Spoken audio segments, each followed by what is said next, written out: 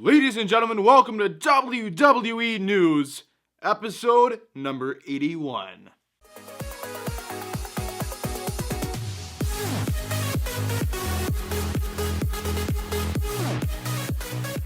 Okay guys, so this episode of WWE News is going to be a little bit different.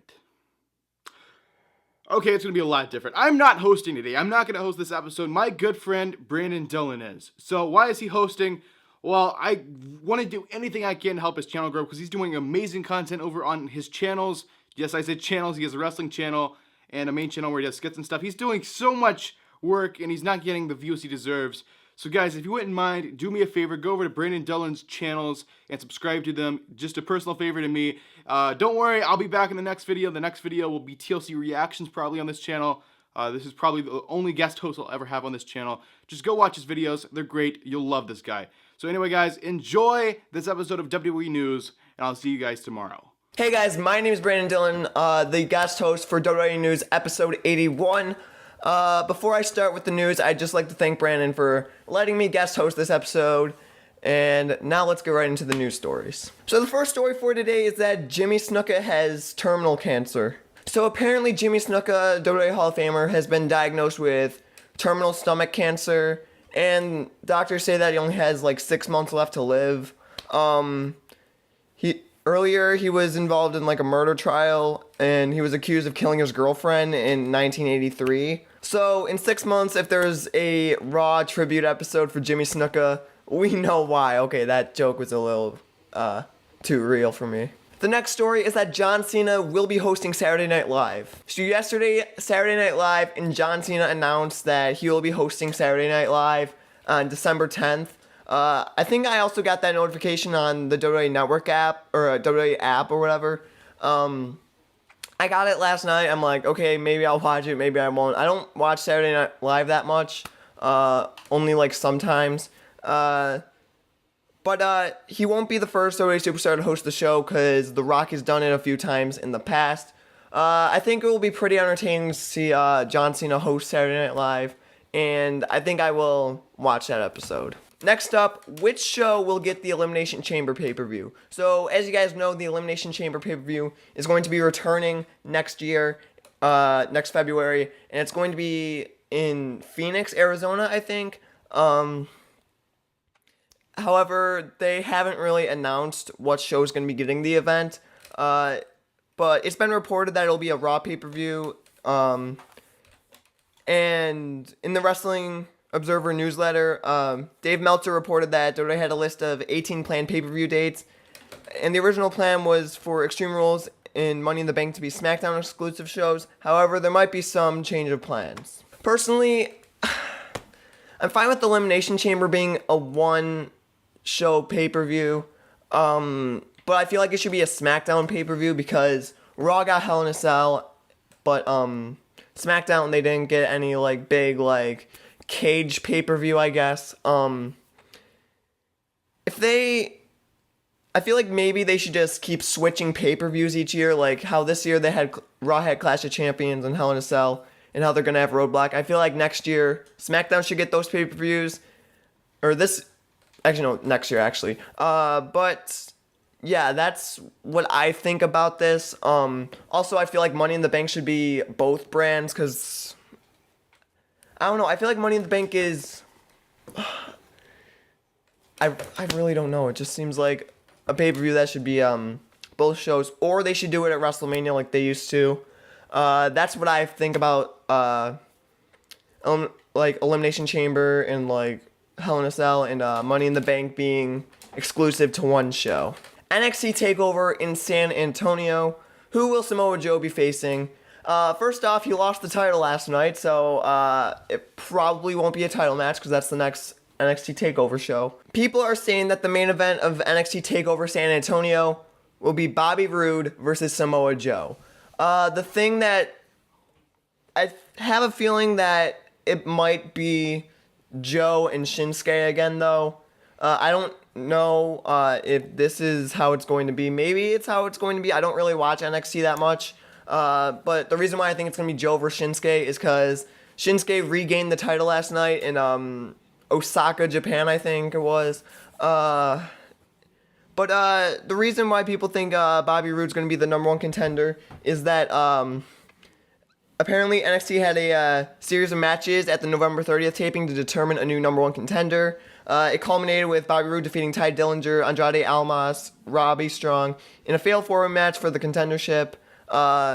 So I don't know if that means that they're going to be fighting for the title like next week or like the week afterwards or whatever, or if they're going to be doing it at TakeOver.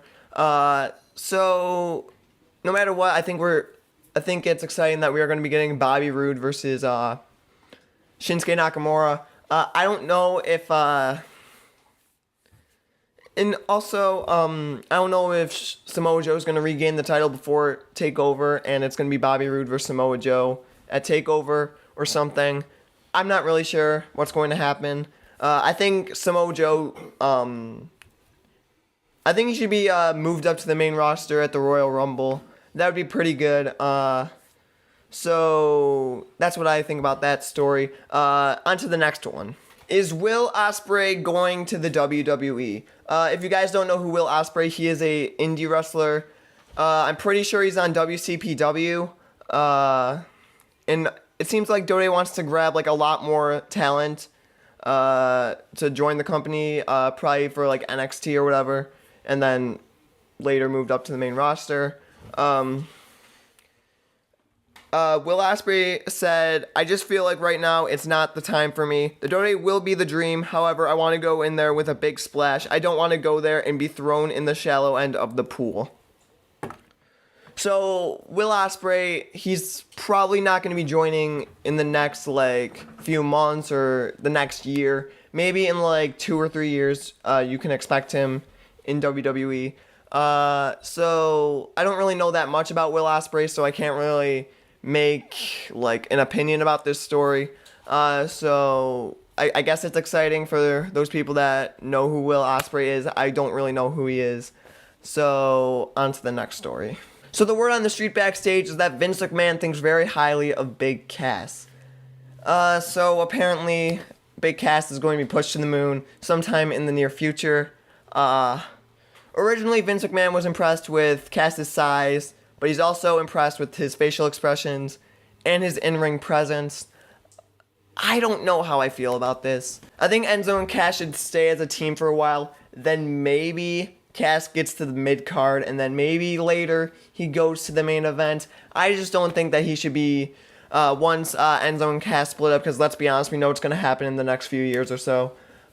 I don't think that he should go straight to the main event, kind of like how Roman did after the Shield broke up. I don't think Roman did that good in the main event. People booed him so much. People still boo him so much. But yeah, that's what I think about Big Cass being the next guy. And don't get me wrong, I like Enzo and Cass, but I just don't think Cass is ready. WWE wants to sign wrestlers from the UK. So WWE is no longer the most popular wrestling company in the UK, apparently.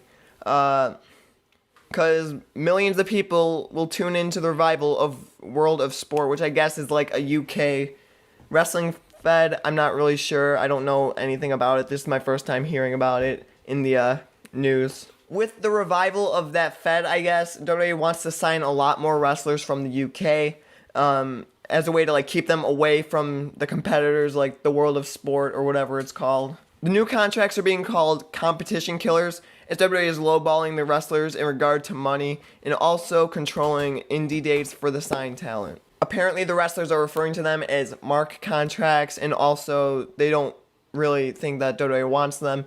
They just want nobody else to have them. Personally, I think this is kind of stupid that they would sign someone that they don't want in their company, but they just want people from England to watch them. I mean, it's smart, I guess, to sign people that are popular in England, even if they don't really want them. But here's the thing, if they sign them, are they really going to be used that much if they don't actually really want them in the company?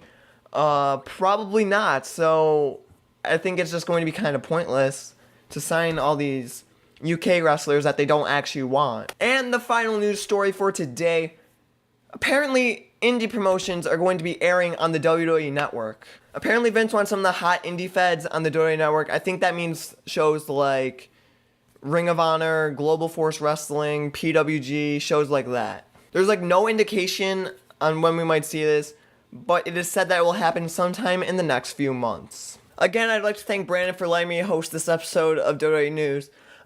He will leave my channel down in the description, I think. So hopefully I see you guys there, so goodbye.